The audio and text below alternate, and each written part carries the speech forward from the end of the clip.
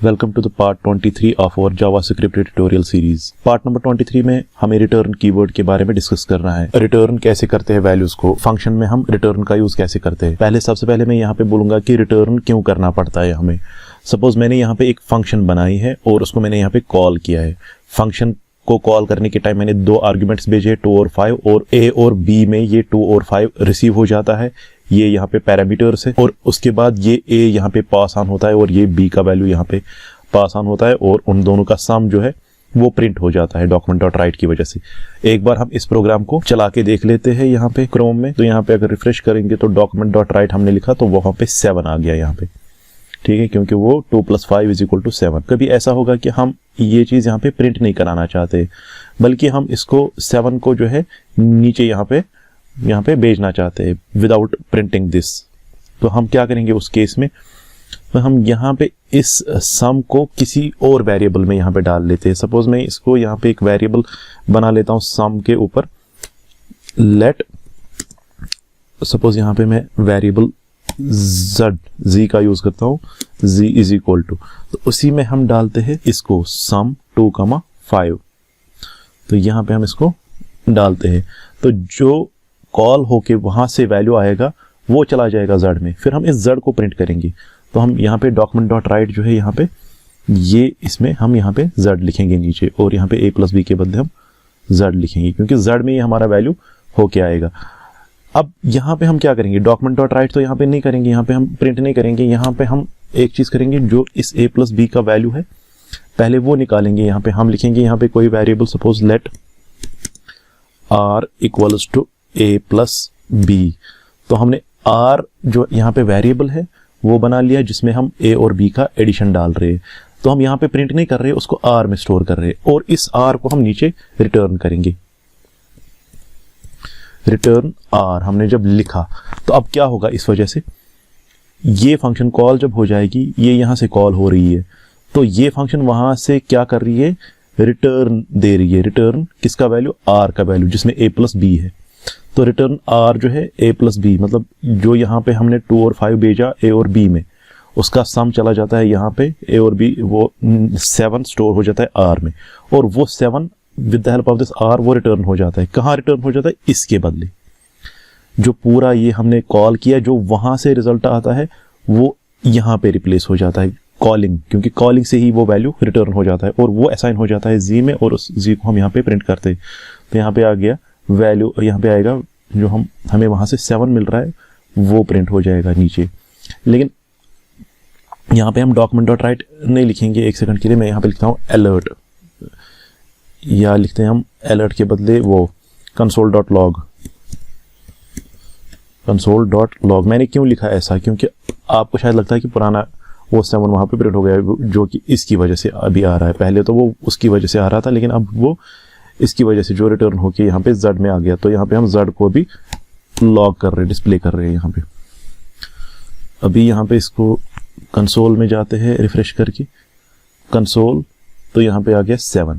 तो इससे भी ये प्रूव होता है कि जो हमें ऊपर से वैल्यू आ रहा है वो यहाँ पे प्रिंट हो रहा है। तो ये था रिटर्न कीवर्ड। अब ये जरूरी नहीं है हम यहाँ पे r वेरिएबल का यूज करेंगे, हम डायरेक्टली भी इसको ऐसे कर सकते हैं। हम लिख सकते हैं रिटर्न,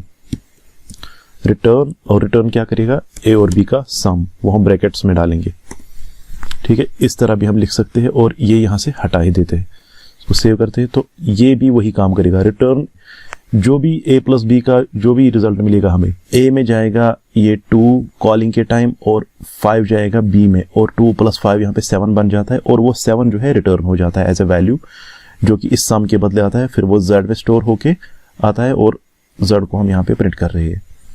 इससे भी सेम रिजल्ट आएगा। यहाँ पे रिफ्रेश करते हैं तो यहाँ पे 7 मिला हमको। अभी हम यहाँ पे रिटर्न कोई वैल्यू कर रहे हैं सम का, हम चाहते तो यहाँ पे कोई एरे भी रिटर्न कर सकते थे, मतलब ग्रुप ऑफ वेरिएबल। सपोज मैं यहाँ पे रिटर्न करना चाहता हूँ एक एरे से। मैं यहाँ पे, चलो यहाँ पे एक काम करते हैं, मैं लिखता हूँ लेट r = इसको मैं एक एरे बना लेता हूँ, इसमें वैल्यू डाल देता हूँ 5, 6, 8, 7, 15। ये एक एरे बनाई है मैंने, जिसको मैंने r में लिखा। अब इसी r को मैं रिटर्न करूंगा, रिटर्न रिटर्न आर, तो ये रिटर्न कहाँ पे हो जाएगी, ये रिटर्न हो जाएगी यहाँ पे, जबकि हम सम कॉल कर रहे हैं, लेकिन हम 2 और 5 को पास ऑन कर रहे हैं ए और बी में, लेकिन फिर हम सम नहीं कर रहे, फिर हम कुछ और यहाँ पे कर रहे हैं, हम आर में कुछ एरे डाल रहे और वो आर हम रिटर्न कर रहे हैं, और यहाँ पे इस सम के बदले ये पूरी एरे आ जाएगी और वही जेड में होके स्टोर हो जाएगी, और जेड को जब प्रिंट करेंगे तो यहाँ पे वो एरे प्रिंट हो जाएगी। इसको हम अगर यहाँ पे देख लेते हैं तो क्या होगा, यहाँ पे आप देख सकते हैं एक एरे यहाँ पे प्रिंट हो गई, 5 6 8 7 15 यहाँ पे एरे हो गई प्रिंट। तो हम, ये जरूरी नहीं है, हम देखो पहले तो हमने एक सम का वैल्यू प्रिंट किया, अब हमने उसके बाद एक एरे प्रिंट की, अब हम यहाँ पे एरे के बदले हम कुछ और भी यहाँ पे देख लेते हैं। सपोज हमारे पास रिटर्न 2 3 है, हमारे पास रिटर्न, हम यहाँ पे 2 रिटर्न्स का यूज करेंगे, हम रिटर्न कुछ भी लिखेंगे, 2 रिटर्न करेंगे या हम 5 रिटर्न करेंगे यहाँ पे। तो यहाँ पे 2 रिटर्न है, एक तो ये है और ये है, बट हमारा प्रोग्राम, हमारी फंक्शन जो है वहीं पर एंड हो जाते हैं जहाँ पे इसको फर्स्ट रिटर्न मिल जाता है, तो अल्टीमेटली इसको 5 ही रिटर्न होगा यहाँ से। ये एरे इस टाइम या जो भी नीचे हमारा दूसरा रिटर्न है ये काम नहीं करेगा, पहले इसको जब रिटर्न मिलेगा, रिटर्न का मतलब है बस आप यहाँ पे ही एंड करो फंक्शन को, और जो भी अभी वैल्यू आप रिटर्न कर रहे हो वो भेजो यहाँ पे जहाँ से फंक्शन कॉल हो रही है, तो अभी रिटर्न 5 होगा और वो प्रिंट हो जाएगा। यहाँ पे रिफ्रेश करते हो और यहाँ पे 5 प्रिंट हो गया। एरे तक ये पहुंचता ही नहीं है, ये पहले ही रिटर्न पे जाता है। तो यहाँ पे 5 हमने रिटर्न किया, आप 0 कर सकते हो रिटर्न, आप 1 कर सकते हो रिटर्न, आप कोई भी नंबर रिटर्न कर सकते हो, 100 रिटर्न कर सकते हो, यहाँ पे 0 आ गया। अगर आप यहाँ पे 1000 रिटर्न करोगे, कोई भी नंबर आप रिटर्न करो, पहले ही जो रिटर्न आपको मिलेगा वही काम करेगा, उसी पे प्रोग्राम, उसी पे फंक्शन आपकी एंड हो जाएगी। अगर से हम इस रिटर्न को बाद में लिख लेते हैं, यहाँ पे लिख लेते, पहले रिटर्न आर के बाद लिख लेते, तो अभी 1000 रिटर्न नहीं होगा, अभी वो एरे रिटर्न हो जाएगी, क्योंकि वो अभी आपको पहले मिल रही है यहाँ पे रिटर्न आर के थ्रू। यहाँ पे इसको रिफ्रेश करेंगे तो यहाँ पे अभी एरे ही आ गई आपके पास। तो इसी तरह 0 1 ऐसे भी चीज़ें रिटर्न हो सकती है।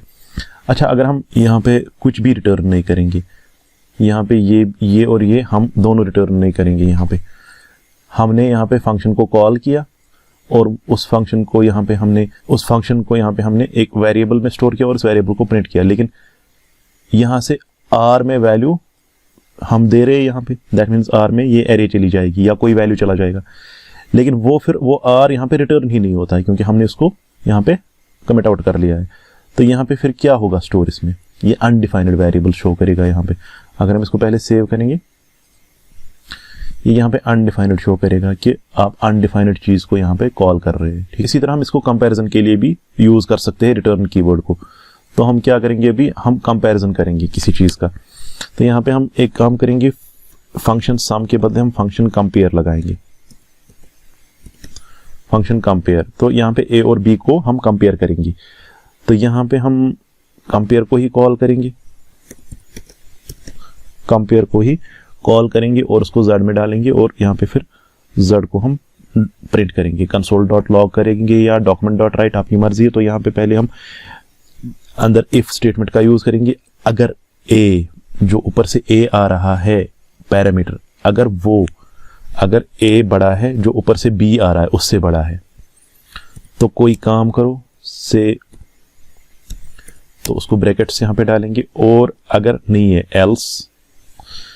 एल्स तो क्या, एल्स इफ, अगर अब बी ही बड़ा है ए से, क्योंकि यहाँ पे 3 कंडीशंस बनेंगी, या ए बड़ा होगा बी से, या बी बड़ा होगा ए से, या ए और बी इक्वल होंगे, इसीलिए मैंने एल्स इफ का यूज किया। वरना तो मैं अगर 2 ही कंडीशंस होती तो खाली एल्स का यूज कर सकती थी। तो यहाँ पे मैं इस कंडीशन को भी यहाँ पे लिख लेता हूँ, और लास्ट में क्या रहती है, एक कंडीशन जहाँ पे इक्वल हो सकती है, तो वहां पे मुझे अब, क्योंकि वो एक ही कंडीशन रहती है, तो मैं यहाँ पे खाली एल्स का यूज करूँ, क्योंकि यहाँ पे कंडीशन देने की जरूरत नहीं है। तो यहाँ पे मैं लिखूंगा, अगर ए बड़ा है बी से, तो मैं यहाँ पे लिखूंगा रिटर्न कोई नंबर, सपोज रिटर्न 1, उस केस में मैं रिटर्न 1 करूंगा।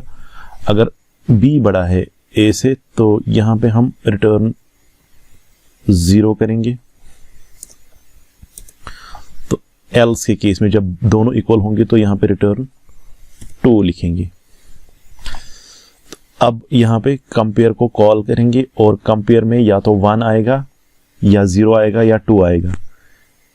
तो यहाँ पे सबसे पहले हम ए छोटा दे रही है, तो ये अभी रिटर्न 1 नहीं करेगा, रिटर्न 0 करेगा, क्योंकि अभी बी बड़ा है ए से, तो वही फिर प्रिंट हो जाएगा। यहाँ पे 0 यहाँ पे प्रिंट होगा। इसको रिफ्रेश करते हैं तो यहाँ पे 0 प्रिंट हो गया। तो अब अगर इसको हम यहाँ पे इक्वल कर लेते हैं 5,5, तो उस केस में क्या होगा? उस केस में ये कंडीशन पे भी नहीं जाएगा, ये कंडीशन पे भी नहीं जाएगा, इस रिटर्न 2 होगा उस केस में। तो कंपैरिजन इस तरीके से हम कर पाते हैं। यहाँ पे रिटर्न 2 हो गया। तो अब लास्ट वाली कंडीशन जो है जहाँ पे ए बड़ा है बी से, तो यहाँ पे 3 देंगे और पहले केस में 5 देंगे। तो इस केस में क्या होगा? इस केस में आपका पहला ही जो रिटर्न है वो आ जाएगा 1, जो आपके पास पहला ही यहाँ पे ये पहली कंडीशन ट्रू हो जाती है, तो रिटर्न 1 होता है। उम्मीद है आपको ये वीडियो अच्छे से समझ में आई होगी। So don't forget to subscribe our channel Indus technologies.